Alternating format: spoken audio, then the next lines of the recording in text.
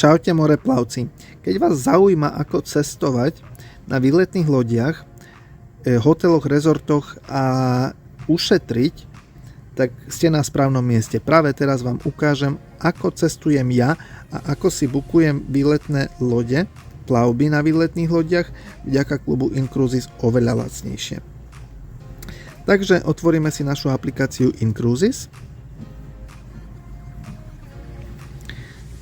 Tu vlastne máme moju stránku, kde si odkladám mesačne na svoju dovolenku.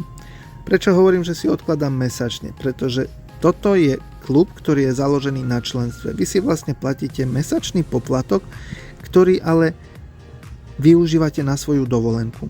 Čiže ako vidíte tu hore v pravom rohu RP 6086, to je vlastne môj balans, ktorý môžem využiť na svoje dovolenky.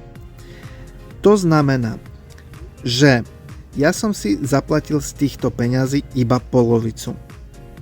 Ja som zaplatil $3000, dostal som $6000. Ako to funguje? Funguje to tak, že náš klub zdvojnásobuje vaše platby a vďaka tomu máte vyššie zľavy na plavby, hotely a exkurzie.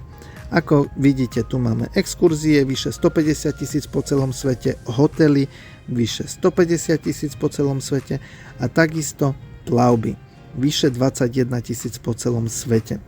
Urobíme si príklad na plavbách. Dáme si vyhľadať a tu máte možnosť vyhľadať si plavbu podľa toho, kde chcete ísť, na ako dlho, akou lodnou spoločnosťou a podobne. Čiže vyberáte si plavbu a trasu, ktorá by vás zaujímala, krajiny, ktoré by ste chceli vidieť. Ja si vyberám Kanárske ostrovy. Tu si viete vybrať lodnú spoločnosť.